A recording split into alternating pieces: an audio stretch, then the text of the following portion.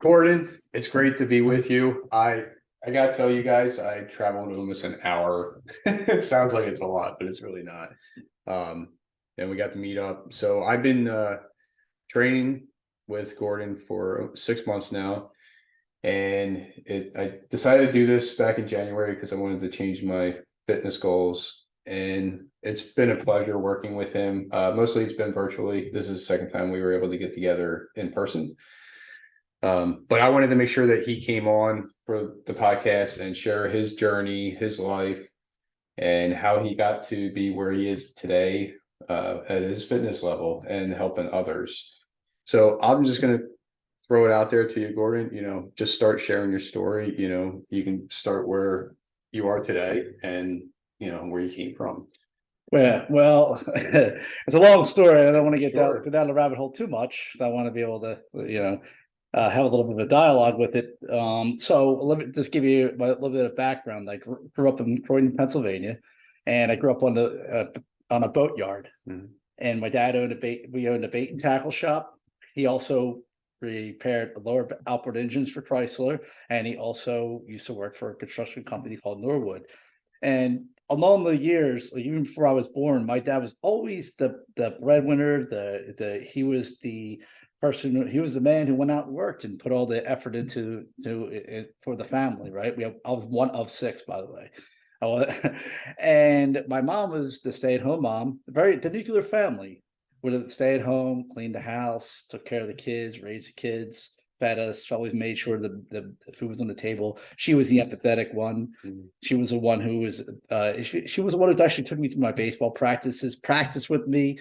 And my dad would I seen him and you always hear like one of the things I just recently heard, and I'm kind of going down a rabbit hole with this, was that your kids are going to remember if you work all the time. The kids are just going to remember that you work, but that's not the truth, though. I think I remember that he worked. What it was it instilled great work ethic in me, but at the same time, he still made time for us. So we had like I said, we had a boat yard. We had boats on that he would our own, and we would go out and he would take us to an island. Him and my mom would take it. We had this little Upper Elton Island, and we would have rope swings, and me and my brothers would play.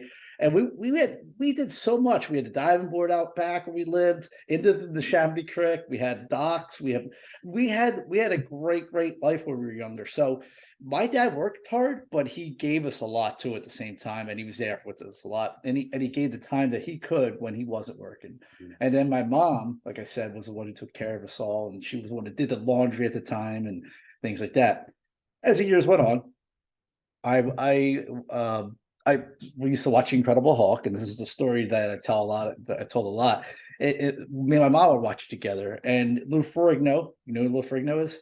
Oh, I don't. Lou Ferrigno was a bodybuilder who went against Arnold Schwarzenegger in the Mr. Olympia. If you ever watched Pump and Iron, Okay. Pump and Iron, Lou Ferrigno's in that, and and it was all dialogue, and those two are like Arnold. He's like doing Arnold. He's like Arnold. He's going to go against them. So, but Lou Ferrigno was the one who played the Incredible Hulk years later. After that, he was huge. He was over 300, like 280, 300 pounds, 6'5", six whatever how tall he was.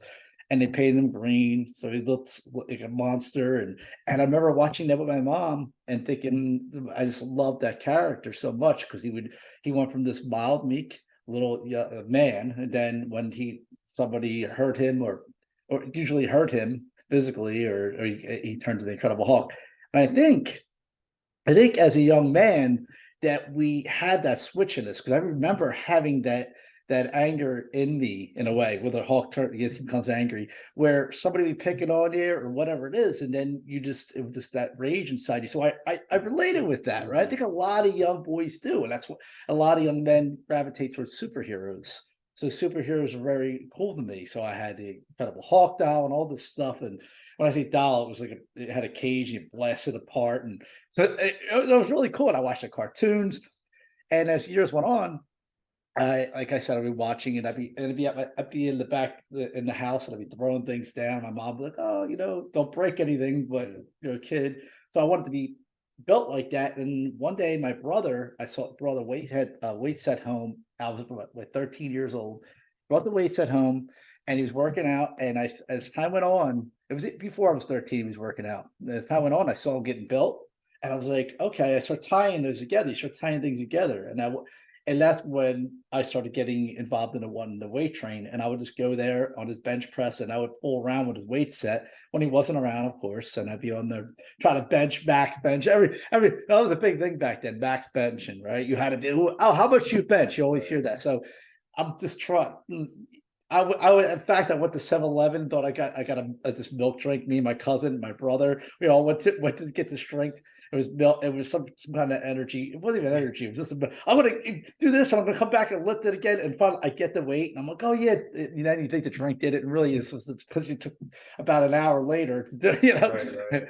So that's what propelled me into the weightlifting universe. But it's just that whole wanting to be a stronger version of myself as a young man, and it was just innate in me. It wasn't something that was pushed on me, or it's just I just felt that's what I gravitated towards, and that's how I got into weight training. Yeah. Okay. That's cool. So you base it off of the comic book character, and then you saw your brother lifting weights. And so then after that, what did you decide to do? I mean, so you started lifting when you were, how old were you then? 13. 13. And now you're still doing it, right? 48. Right. So you've been doing it for many, many years. But along that journey of all those years, I know you had some struggles, going through it all and stuff. But what did you kind of experience where you felt like that you couldn't do so much more, or you did something where you could have injured yourself, and now you're teaching me not to do things like that. Oh yeah. I We mean, do that. So well, how I eventually got into it was, I was working at a young age, but I started seeing people. My friends were coming over in my early 20s. Now I went down every rabbit hole. Arnold Schwarzenegger, Encyclopedia of Bodybuilding, read that thing back to back. Then not like today where you go online and you have the internet and you can pick up a routine. We ordered things like muscle magazines, and in the back of them they would have some kind of article. Oh, get big, do this, do that, and I found this method. It was it's called the Bulgarian method, and I did that for a few years. I got into powerlifting, and then I started creating routines of my own. And then what I noticed is that people wanted that, and I wanted to do something. I noticed the biggest thing is I wanted to do something that when it came to health and fitness, I wanted to do something that pertained to what I was doing already. And I didn't know how, but I was going to. My parents didn't think that was a good idea because they thought, go get a job. You're not making any money doing this. And I was like, how do I make a career or something out of what I'm doing, out of what I really, really like to do? Yeah. And what I noticed was that my friends were coming around. I was teaching them, and then I said, "Okay." Well, first I listened to my parents. I went and got a job. Okay. I used to work with my dad too. We had a bait and tackle shop, Mm-hmm. so I would work in the basement, and we would also bait and tackle. Surprise, surprise! And I couldn't do that forever, so I worked at a warehouse for a little bit, and then eventually one of my friends worked at a place called Hard Shell Cafe, and he was the cook there. My friend Joe Madera, he actually owns Madera Seafood at this point. That's a plug for him. It's at Newtown. Is it? Yeah. Newtown, you're right around that area, Newtown. So it's a farmer's market. Anyway, digressing here. So he asked me to come work with him and a couple other places too. So and I just followed him as he was a chef, and I decided, I have good work ethic, and I started working with as a dishwasher and then a prep cook, and I just kind of enjoyed that. Believe it or not, that was one of my. Believe it or not, dishwashing is therapeutic. I swear to God, because not always, but it was for me then, because it's just like you just moved, you didn't have to think about it. And about a year into it, I realized that to me, this isn't what I want to do. Of course, I'm in my early 20s, going out, having fun and all that stuff. And my buddy, he's the one who actually told me, my buddy Joe. He said down the street, because it was where we lived, it was in the Chamonix, by the Chamonix Mall. Down the street, there was another gym called Peak Strength and Fitness, and this guy Lou owned it. And he told me, you should check out the gym. I know you want to get your foot in the door of something when it comes to health and fitness. So I went to this gym, and I went up to the owner, And much like I'm talking to you, we had a conversation and he asked me, what is so special about you? And of course, I go into the whole spiel of how we're working out. He's like, everybody works out. What's so special about you? Well, I have good work ethic. And so he turned me away, right? And I kept pursuing him. Third time, told me I had the job. He loved my tenacity. He loved that I kept going after it. He gave me the job. And then he also gave me the keys to the place. And then he would go to Thailand and then I would open up early for him when him not even be around. And I cleaned the gym. I sold it. I was literally, it was like your desk like this, and people would come in and I would greet them. And I cleaned the gym. I would sell product. I sold memberships. And there was no training program. But then I developed a personal training program at that gym called Peak Strength and Fitness. And actually came back one day on vacation, and he came up to me and he whispered in my ear, he's like, he's asking what was going on. I told him he did not care because I was bringing the revenue into the gym. He didn't care. You do what you're doing, as long as you keep doing what you're doing, right? As long as you're bringing people in still and everything. So as long as I was able to take care of everything else, and his clients could, if somebody comes to the gym that saw a member, it was known, right? It was a little different. I wouldn't do that now, right? I'm not training people and then on the side. So that was my launch in the personal training. I came with my own prices, my own programs, and I had a decent clientele. But what happened was they ended up selling that gym he said that sold that gym to another couple, and that couple, and I worked for them for a little bit, and that's what launched me into the next part of my career. Okay. Yeah. And which is it's what I told you. It's a long story. This is so what happened? So what happened was then I worked. The guy who bought the gym, really nice guy. Him and his wife. He was still working as a pharmaceutical rep, and they were trying to make this gym work. And Lou moved to Thailand, the place where he was always going to. Okay. And so they'd have a training program, and I helped develop a training program for that place. And so he started doing training too, and we were both like long side by side, but he couldn't afford me anymore. So what happened was one of the guys who came in there all the time, really nice guy. He saw me working there for years. We were friends because of the owner too. And the owner's like, why don't you work for him? He could pay you more, more of a career path. And he hired me as an environmental technician. You know what that is? No, I don't. But... Yeah, I still don't know what it is. You're right. A totally different career, right? Right. So I didn't have GPS back then. And I had a 64.5-year-old Mustang with, and actually there's a 64.5, 65, 60. So it actually had like 7.5 cylinders though. And that's like, because this thing would always be stalling on me. Now we have GPS, and I'm driving to New York City. I'm driving to landfills, and I'm not like outside of the outskirts of the landfill, but the oil refineries. And I worked for a place called Earth Tech, really, really good place. That what they did was they would try to make environments more clean. So I would go out and take groundwater samples, or I'll be set up where it's already set up a filtration system.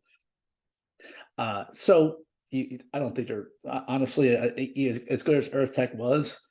Their job was to get them as clean as they could be, and so I did that for about 2.5 months, and I hated it. I absolutely hated it. Oh, by the way, I was working for I worked for the other place, right? For Peak, but then I left it totally. Like the only thing I was still doing part-time training a little bit. Okay.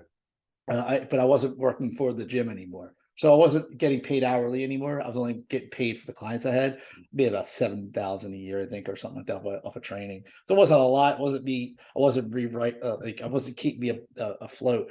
And I was raising a daughter at the time with her mother, and and before we split, so we had all that going on. And I would, it was long hours. I hated it. There was no GPS. So I'm driving home. I'm missing exits, and I'm stalling. I absolutely hate it. So I called him up, and he knew right away, the guy who hired me, what I was going to say. And I left, took my certification, and I got American Counseling of Exercise. It was a certification. Went to Bally Total Fitness. My brother told me about it. My brother Jack, who bought the weight set, he used to work out there, and another guy. And then apparently somebody else must have told them about me. And then I went in there and I got interviewed, and they so they had different levels of training, 1 through 4, and 4 being the highest level that you can get paid. And right off the bat, because of my certifications and my experience, I was able to become a level 4 trainer right off the bat. So I was hired. I didn't, but I didn't go back for like a month. It was like in January. I remember this. So I didn't go back for a whole month. And then the guy's like, I thought you were going to come back. And well, I was taking some time for myself, mental break, let myself recenter. So I went back and I started working, and you would go on the floor and you would talk to people, and that's how you present. And you would ask them, they would, or they would have people come in and you would give them over a training breakdown real quick and then present to them. So I built my book up. I would do cold calls. I would call. I would work the floor, and then anybody who came to the gym. And then I would one of the things I would never do, by the way, is never waver on the price. I would, maybe a few bucks here and there, but you can go down to certain levels. And because of that, my book, the people, and even the PT director at the time, I was just going really deep. I was like, why don't you train for a low price? And I said, I'm not doing that. I'm not doing that. This is what I'm worth.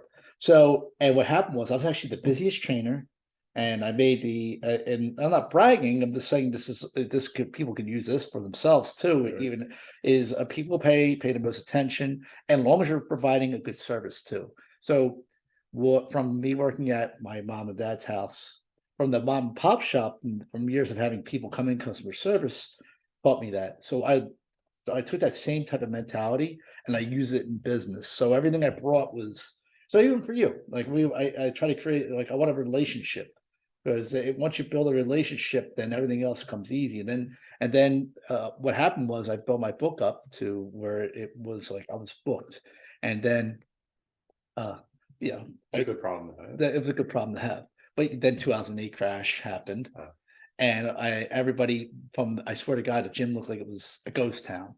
It was like nobody in the gym, nobody in the gym. I barely had any clients. I went from making, I mean, now we're talking after taxes and after the half they took off from me, and so you charge a certain amount, but they would take half of pretty much 60% of your profit. I was still making 72. So, but then by then I was making, I think it was like 40, 50, right? And then I stuck around. A couple of years went past. 2012 comes around. My sister has a wedding in Jamaica. I go to the wedding in Jamaica. Now the gym's flourishing again. People are coming back. We had really good months. There was commissions now on top of it. We get to Jamaica. We have a great time. It was a beautiful time. I loved it. On my way back, we had we had cell phones at this time, but finally, look, Yeah, right. and it would open up, and you have, you get so I had the top of the line button, and then the internet doesn't go onto your land. Not like today, you have internet on these planes. Yeah. So we land, and all of a sudden, bing, bing, bing, bing, bing, bing, and my PT director and other people are to start LA Total Fitness, where I worked for 10 years, sold to LA Fitness. So what's that mean? That means my pay got cut to less than a third of what I was making. So just for instance, if I was making 50 grand a year, I was making now $800 a month. Multiply that by 12. That's how much I was making a year. I was also, by the way, under contract to buy the house that we're in right now. Under contract to buy this house, and I'm now also, oh, by the way, me and my daughter's mom, we split up, but we're co-parenting, and but through that, I was still the breadwinner, right? So I'm raising my daughter now; she's living with me, and what I end up having to do, I'm thinking, how am I going to make ends meet? I'm making $7 a half hour, making $800 a month. I'm working barely part-time. So what I did was I just worked there as long as I could. And then what they did me this favor. You know what the favor is? Yep, I believe so. But you go ahead. They laid me off. Yeah. Open your eyes a little bit, right? Well, I was already wanted to leave. Yeah, but they pushed you this. Right. Something was pushing you. Right. I wanted to leave, and I already had a plan. So I left there, lived with my brother for about a year while I was under contract buying this house still. And what I did was I built up enough equity to eventually, when I moved out of there, to build garage fitness in my backyard. And hence that's like with this shirt. This is like one of my second logos, by the way. This isn't my newest Okay. one. Yeah. But I like this shirt a lot. So just to me, it was like, oh, I'm gonna wear this one today. Old school style. So you had a gym at your brother's house? Yes. Okay. It was called it was his idea actually to call it Garage Fitness as a joke. He was like, why didn't we call it Garage Fitness? I said, all right, that's what we're gonna call it. And then I made an LLC, and then I made it. Of course, I made it a business, Right. and I took all the. And what I originally, what I was going to do is I was going to help people build garage fitnesses around the United States. That was one of my dreams. Pandemic kind of it kind of pushed me into that, and then also pushed me away from it too, because not everybody wants that either. So you got to know what the market wants, and if you're, and not to say that it can't still be done. Is to help license out garage fitness, and people can have their own garage fitnesses, and I can help them remodel it, or I can drop off something that could be a mobile in their backyard, would become the garage. Not to say I can't still go down that road, but that's not where I'm at right now. I kind of stepped away from that. I was doing I was a business consultant for a little bit, but without digressing too much, I opened up garage fitness here, and I've been running that for over 11 years, and I literally took my own business model, the business model from Bally's, and I revamped it and made it even better. And my book was I was booked solid. I mean, I'm talking about like 40, 50 hours a week. Now I scaled back a little bit on that part of the training, and now I'm working more towards online training, because that's the way the world's going. Right. Nothing wrong with in person. I love in person training, as you've seen today. Yeah. How'd you like it? It was great. A little different. Totally right? different. Right. Yeah, totally different. Right. So you get a little different feel when you're in person. I love in person, but you can't reach everybody in person. So I've learned that, and that's why I started really going into the world of being online business. Yeah, and I think that's a good avenue to go down, because you have your knowledge and your skills and everything else that you could share with everybody else that you can't personally see. You know what I mean? So just like for me, so I'm like an hour away, and I don't know if we would have ever met being an hour away. You know what I mean? So you have garage fitness now, and you're growing your clientele and stuff, and starting to do everything online. So,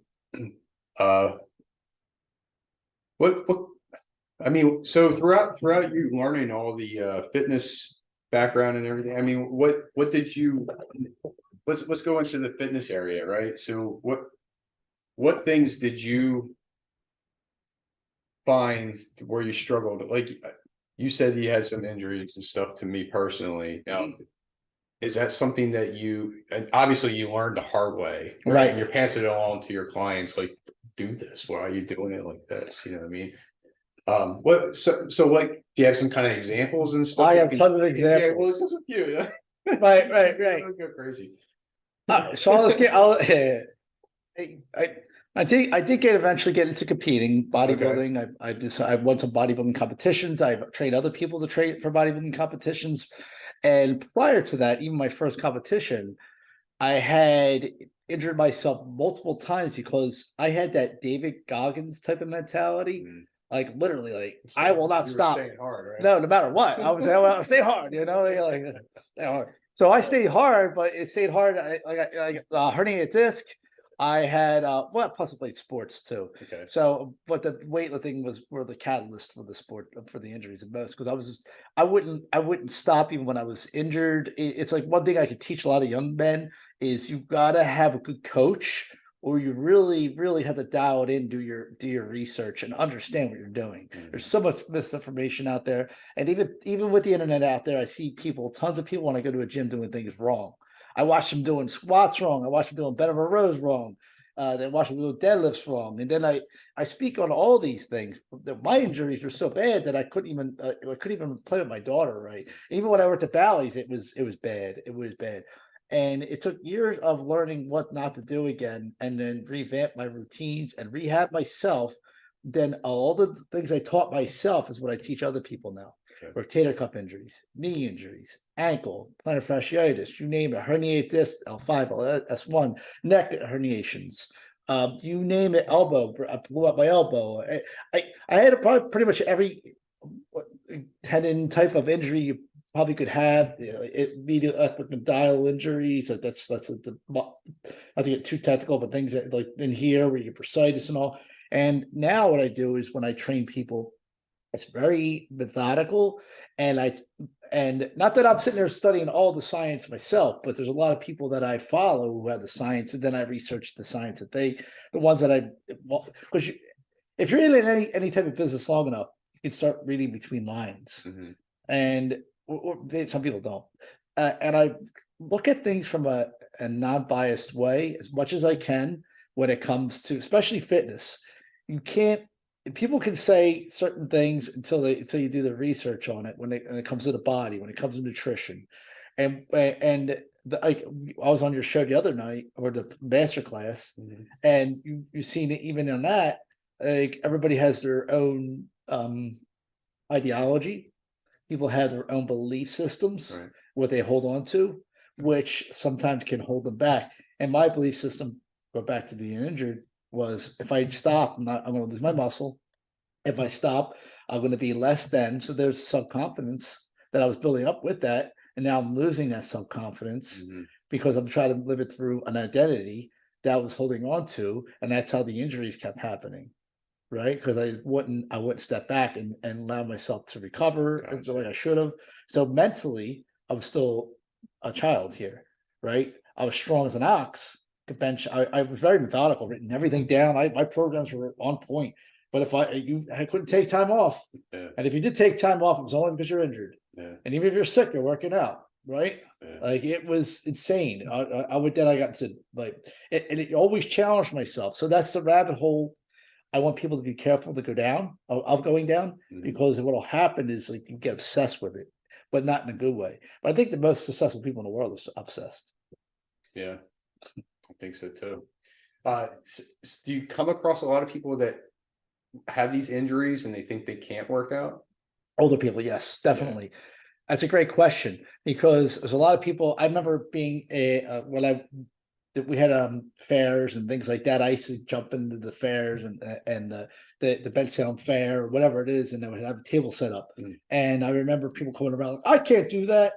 I have a herniated disc, or I have this, or I have that, and if you look at it, if you look at a lot of the internet today, you can see people out there with like no limbs, people with one arm, people with no arms. I like, there's a guy on TikTok who literally goes on a treadmill and he has and he has one arm, and he has no legs, and he just does this on the TikTok and lives.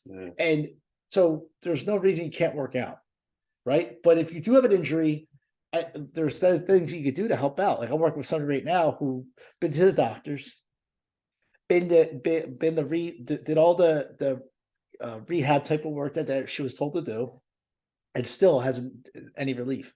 Came to me, second session, already starting to feel relief, because we did things that they are outside the scope of practice that they're allowed to do, right? Or whatever it is, and we try different things. We give it different things. Well, all right, maybe this is what. So this is what they said it is. This is what we're going to do. This could help this out. This maybe have a muscle balance here, so we try that out to see how that affects it. So there is some trial and error when you're rehabbing, and I think a lot of time with the medical field, there's by the books, and a lot of it's like medication pushing. Like here, you got to take this. That'll mask the problem for a while. Like this will shut you up. You know. That's where our society is. Yeah, and that basically puts them back on the couch, right? Right. Put them back on the couch so they can buy more of this. Right. There you go. Yeah, they're not motivated. They're not doing anything. So you're physically helping somebody, right? That does nothing to their brain and make them mentally stronger in any way. Are you asking me? It does. Yes, it does. Actually, it after the age of 25, and I love this subject because a lot of people think. I'm gonna go down a rabbit hole for 1 second about this. What we have is a society of people who want to be better. I feel like they want to be. I feel most people do. I don't know if telling the information from all the data I've seen, telling them how painful something is, that it's going to change unless they experience it themselves. So you could tell somebody a smoker and put them in front of the screen of all the damaging things it does to your body, but it doesn't change a person from smoking. Actually, sometimes they showed even cocaine, it shows they want that thing more because now you're showing it to them, right?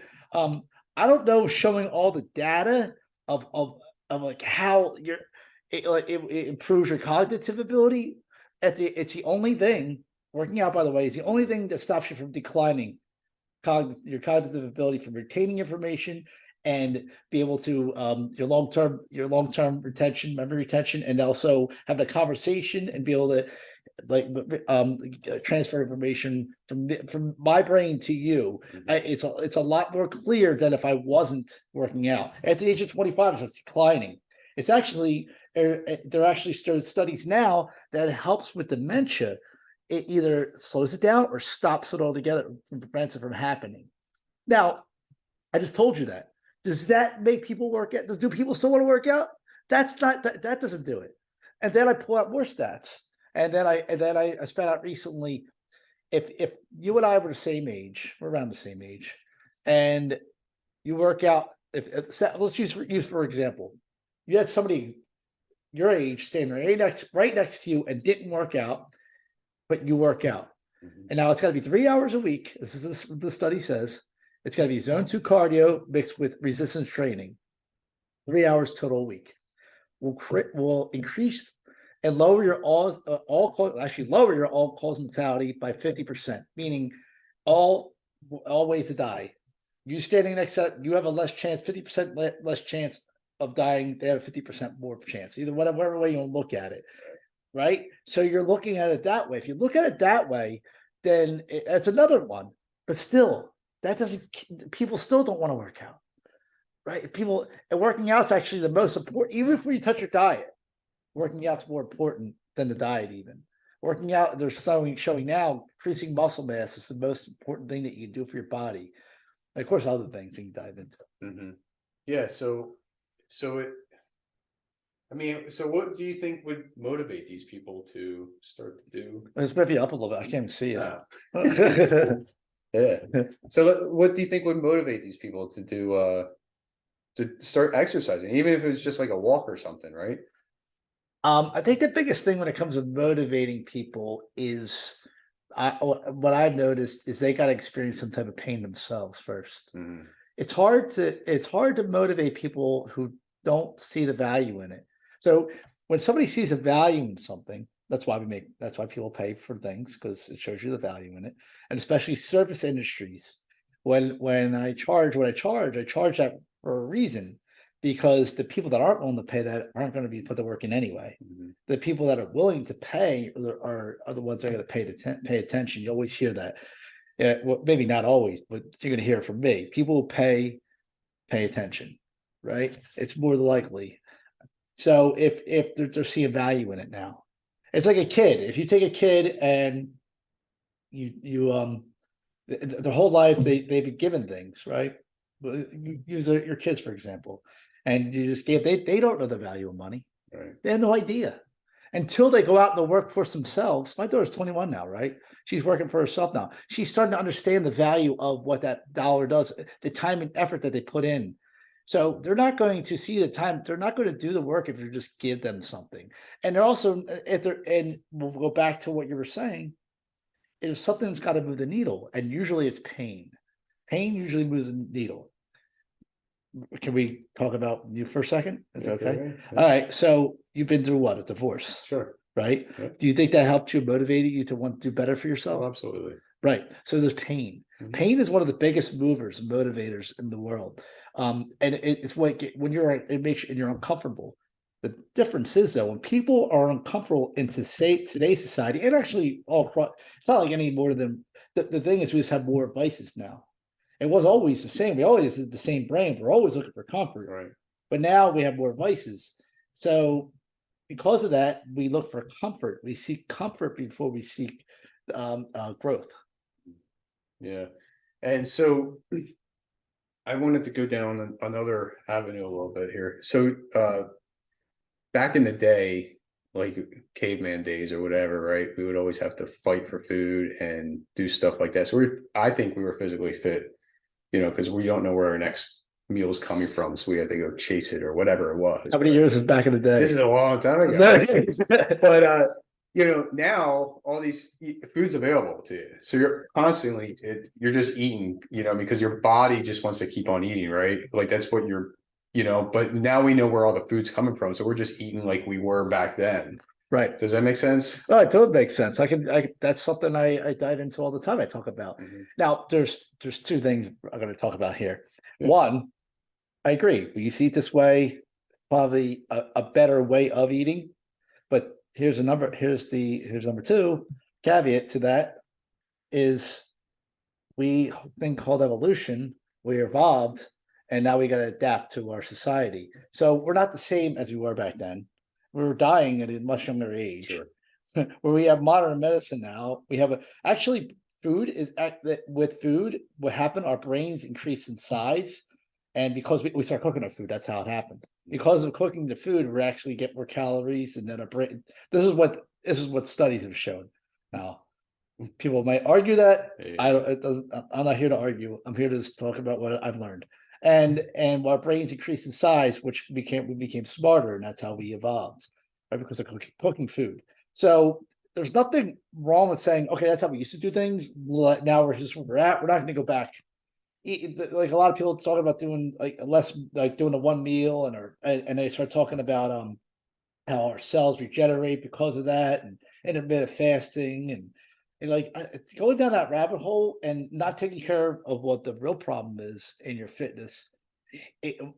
So they're bringing up the old intermittent fasting and arguing for these concepts and ketogenic diets, and they're arguing for it.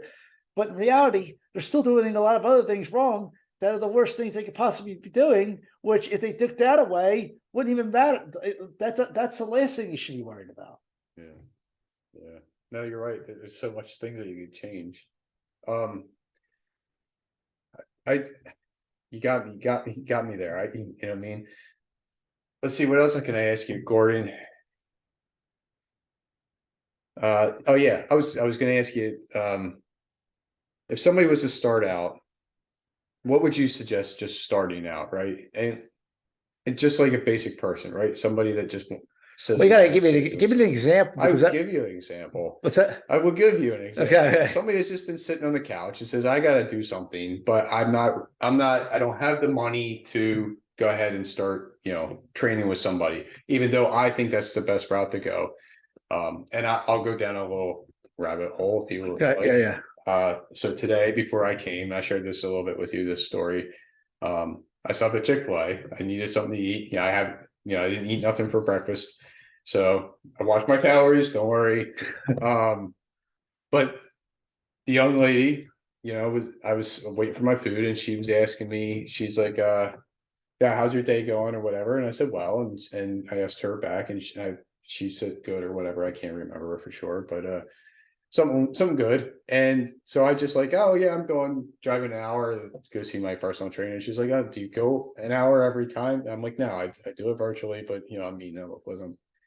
And so she's asked me, she's like, that's expensive, isn't it? And I said, well, it depends on how you look at it. I said, you can either try to, and she was bringing it up too, that she was thinking about figuring out her own, if she ever decided to go that route. And I said, it depends on how you look at it. You can either spend all that time trying to learn everything and try to figure out what works for you. Because I tried that for over a year and I saw results, but I didn't get what I was getting now in the past 6 months.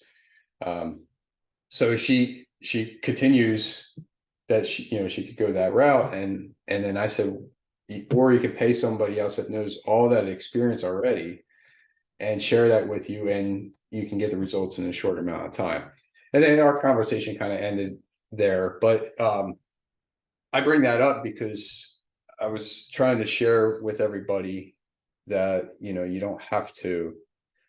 I think it's best that you could pay, you get the experience and you can learn even just a month or 6 months, right? 6 months is definitely a game changer. Right. But if somebody doesn't have that yet, and they want to get started with something, I in my eyes, just basically getting up and walking and doing a few push-ups or something, maybe. Here's my free advice.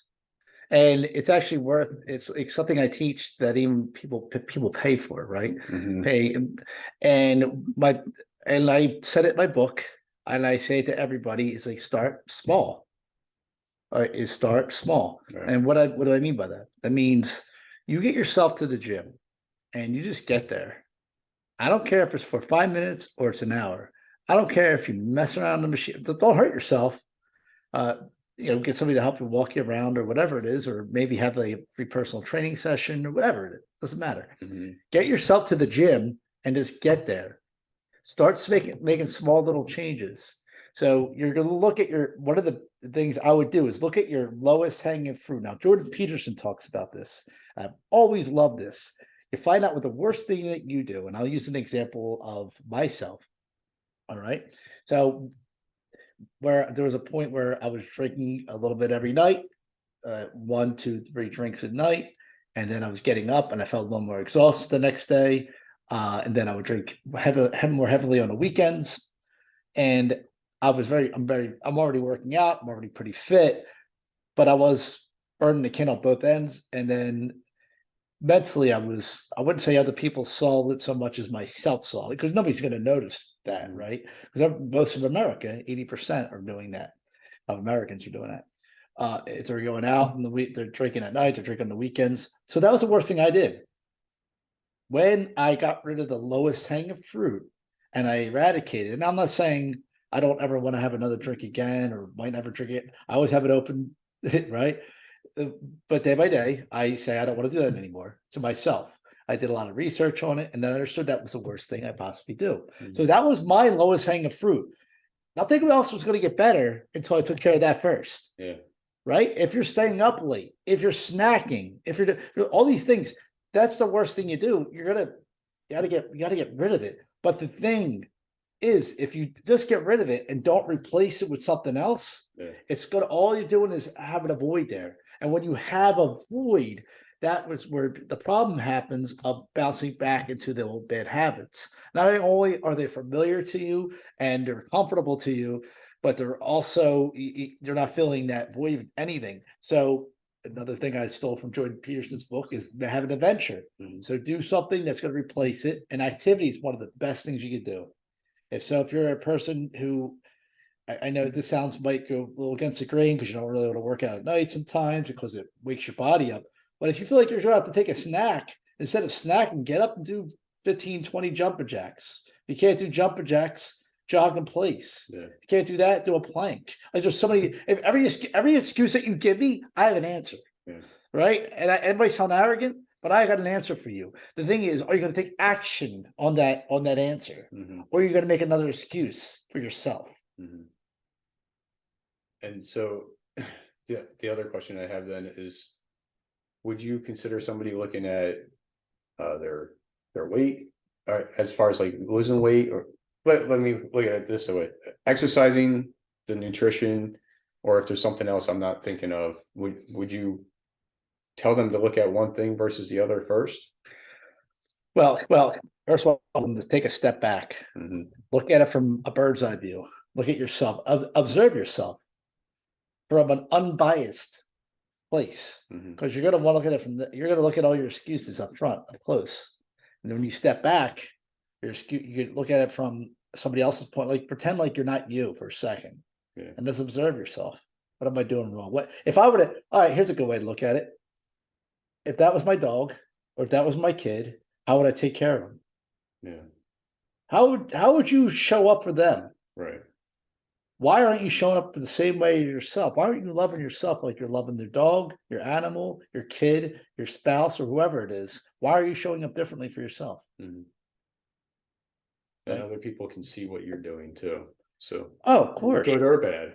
Right, good or bad. Yeah. Oh, everybody, people observe. They might not say nothing, but they know they're watching you. Sure. And that allows that person, whoever it is, can go down whatever avenue they decide to go. They can follow the people that are exercising, the people that aren't. Right. Right. Yeah, but back to your question, you're observing yourself, you're looking outside yourself. Now you got to figure out what you could do to better your life.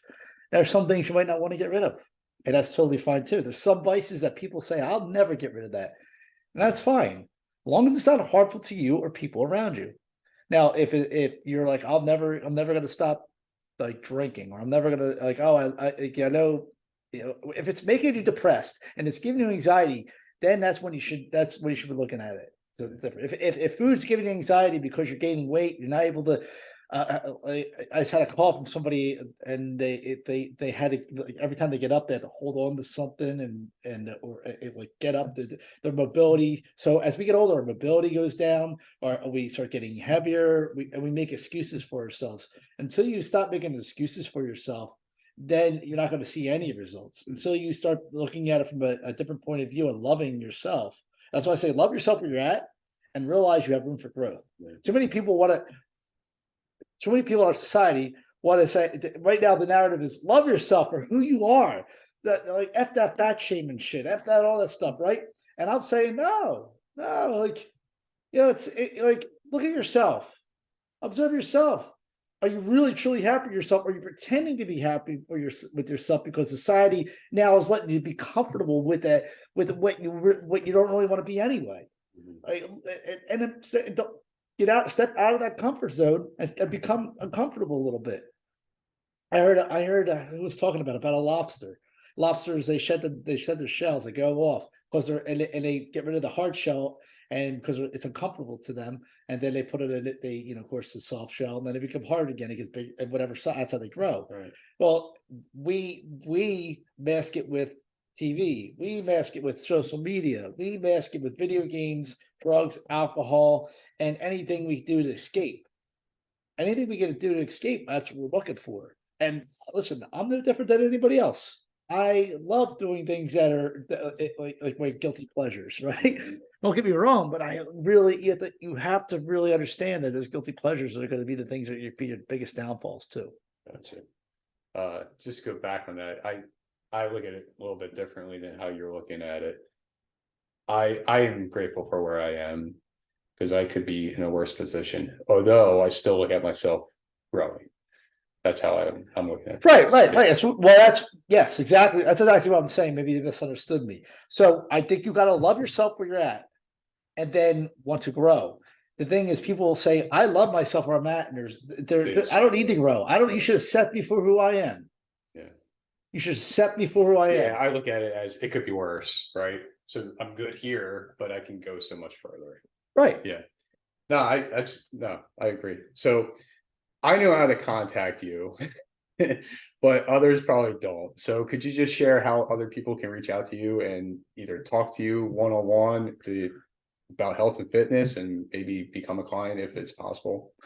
Right. There's a lot of different ways to contact me. Right now, I'm doing it through my cell phone number, and they can text Warriors Be Fit. Mhm. Now, Warriors Be Fit is another program that I started, but I still, you can text that or Garage Fitness, either or. The number is 267-322-1011. Okay. And I also have a website if you guys want to look me up, garagefitnesspa.com. GARAGEFITNESSPA.com. And you can find all my information there. You can book a Calendly call with me. So people can book Calendly calls too, which is you can set up a Zoom call, and then we have what I like to do. This is my process for people. Anybody who's watching this is what they could do is they can contact me, and then I can send them a link to Zoom, and then we can sit on the Zoom call, and we can find out a little bit more about that person, about you. And what I'll do is then we break it down. What are you doing right? What are you doing wrong? What are your goals? So this is going to be tailored towards each individual. A lot of these programs that people make aren't tailored towards somebody, and it could be like a small little tweak. Like I hired coaches before. I'll use a great example. And it's like, oh, you just need to hire a coach, that business coach. What ended up happening was they didn't see eye to eye with me. And then when I hired somebody that did it already in my same field, and it's like more relatable, right? And I understood it more. So then they worked with me one-on-one. And I felt like in that way, I've learned a lot more because it was more tailored towards me than it being a one size fits all. Right. And that's with diet, that's with working out routines, that's with like some extra, like, me and you are working out. I'm training you, and I give you some exercises that you might not be feeling, or some you're like, oh, can we do this instead? Yeah, and just to touch on that a little bit, I have dumbbells at home, but I have to put weights on them so they're not like a solid piece. So for the most part, I've been using the barbell versus that sometimes because it, Yeah, for safety reasons and other reasons. But so there's two different ways that you could work out some exercises or more. yeah. Right. Um, are you able to touch on the Warriors Be Fit briefly or no? Yeah, we can touch on it real You quick. just share a little So bit. Warriors Be how Fit you was feel. is a new now I get Garage Fitness, and that's my training program that I train anybody who wants to lose weight. What I do now is I help people who feel stuck and are stuck in a plateau, whatever plateau that is, and a weight loss plateau, to help them. So usually they're stubborn fat, like they're feeling like they can't get there. That's what Garage Fitness is online training is, and in-person training too. So anybody who wants to lose weight, lose belly fat, who had that, they're sick of this, that this is where I help them overcome that and get to the next level. Now, what I did was I created another program called Warriors Be Fit. And Warriors Be Fit, what I did, John, was I made that for men. I made it for men just like you and I, who want to level up and become the best version of themselves. And within that community, they're going to get a lot. They're going to get accountability. They're going to get programs. They're like, of course, community, right? Community is the biggest thing. We touch base on just on those three alone without going all the other stuff. Yeah. We could sit there for hours. Having a community of people that you can go to at any time when you're in that group, and then they're going through the same thing you're going through, or supporting each other, is so powerful that it's what I'm charging for that is it's gonna be it's a program that you can be buying for thousands and thousands, or mastermind even thousands a month, which I've been part of, by the way. So this is a lot. This is the more affordable route for a lot of people, but at the same time, it's a commitment still. There's still a commitment, and it's a commitment for the people that are involved, the men that are involved in this. And the reason I made it a men's group, because it speaks more to I speak to everybody when it comes to fitness, but when it comes to me, they can relate to me, and the same type of I'm only speaking to the men that want to level up. The other ones I don't really care about. Yeah. Right? I'm not here to help everybody. Right. I'm only here to help the people that want to be helped. And if those people want to be that want to be helped or want to be part of something, and when I say help, I'm not sitting there and saying help as like, oh, you're helpless. Yeah. I'm saying as in we're a team, right? Great leaders don't stand in the front. Great leaders are on the battlefront with their comrades, right? So that's how I look at it. I look at it as being there with that person. I'm playing alongside of them. So we're doing this together. Yes, it's my program, and things like that, but it's our community, Right. right? That's cool. Everybody's going to be growing together, so they can. I'm sure if they contact you, you could talk about that a little bit. Most definitely. Yeah. If somebody wants to contact me about that, which we're going to be pushing more and more. Yeah. I was just making a logo, as you saw, and I had a couple different logo ideas, and so the greatest thing is, it's part of my journey too, right? This whole program that I'm creating, people could be at the forefront of this. Yeah. People could be at the very first. Be the first. I've been the first in other communities, and I'm still part of them, and watching them grow. And these people can grow with me. They could be the founding fathers of this program with me. So there's going to be men out there, whoever joined, like you're going to be part of it, Yeah. right? You're one of the founding fathers. Right. So you have these people that are at the forefront that grow with you. And that's what the amazing thing is. Yeah. No, I agree with you. That's awesome. So I have one question I ask everybody at the end. What are 3 key things you learned and used along your journey? 3 things that I learned and used, key things I learned and used along my journey. Right. Okay. One of the biggest ones. Listen. Yeah. I know I talked a lot today, but I listen a lot. I observe a lot. So when you and I are talking, yeah. I have conversations. Sometimes I lead the conversation, which I do a lot of the time. But then also I've learned that sometimes stepping back and listening is the most important thing you can do. Right.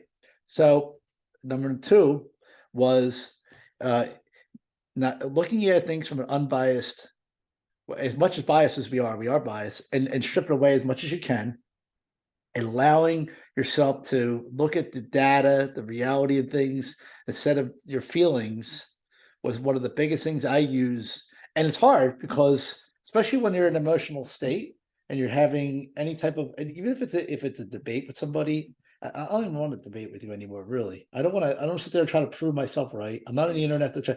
I'm going to share my information, but I'm also going to look at all the information from an unbiased opinion. So I tell everybody to look at things from an unbiased standpoint as much as they can, and step back from your emotions for a second. Allow yourself to sit in the state of observation, and allow you to then look for the stuff, even if it's something that you don't believe in. Look at it from another point of view. I've done it both ways, and I've argued with people, and I noticed that I was doing it wrong. And that's the part was that's why listening's so important, right? That's why I'm biased. And then this is the last key point. I mean, there's many key points, Sure, right? sure. But me thinking off the top of my head, with a third key point for me uh, was discipline. Now, I'm thinking, why I'm looking down, I'm thinking to myself, because there's more around that word discipline, and there's more around the word bias, and there's more around listen, because you'll start seeing patterns, right? And within those, and when you watch patterns, and you're seeing where things go, and where so in the discipline part, I learned at a very young age. I learned that from working at my mom and dad's place. I learned that from working out mostly. Now, what I mean by that is everything I did when I worked out is I wrote everything down. If we did get lost in a flood, we had a flood at our house. We Okay. lived on the water. I would have had tons of data of books. I don't know. I don't know. I think we threw them out because we had to clean the whole house out. So all that information, all that, and that data I made for myself, and the discipline I created for myself was the same discipline that got me to where I am right now today. To still be working out, age of 48, Okay. but still looking for more things to do, starting another business, and one of the key things about that is, so even for fitness and even in business and even in life, is what I keep hearing. And this is why I said observe. This is why I said listen. This is why I said what's why I'm saying all this is because it feels like it's not working. It feels like something's wrong. It feels like you're like you're stepping on your own two. Like you're stepping two. You have two left feet. You're just, or you have doubt, or you're doubting it, or whatever it is, and that creeps in a little bit, and then it starts overtaking your thoughts. So that means you're in the right direction. That doesn't mean you stop, doesn't mean you give up. It means you step right back on again and continue on, and that's where the discipline part comes in. Great. Thank you. Yeah. It was great having you on here, and we got to do this live in person. Yeah, this is so much fun. I love doing Yeah. live interviews. Yeah, like I said, I like, you know, sometimes I lead a conversation, and it's hard to like the biggest thing I think for me was always stepping back and listening to people and allowing them to talk. And like if more people did that, they would learn a lot more, and they would see. And that's one of the biggest things with clients is I'll listen to them, Okay. and then I hear them out first before I interject. Yeah. That's a good way to look at it. Yeah. And do. Yeah. Yeah. Awesome. Well, thank you, Gordon. Thanks, brother. Yeah. Thank you so much. Yeah. Thanks for coming to my yeah. dojo. What do you got? What do they call it in Spanish? Yeah, it's a lot of fun, man. This has been fun. Yeah, it's been great. Thank you so much for coming to my basement. And Sure. yeah, stop Awesome. the recording now. Oh man. Where's the stop recording at? Right there. Right there. Yeah.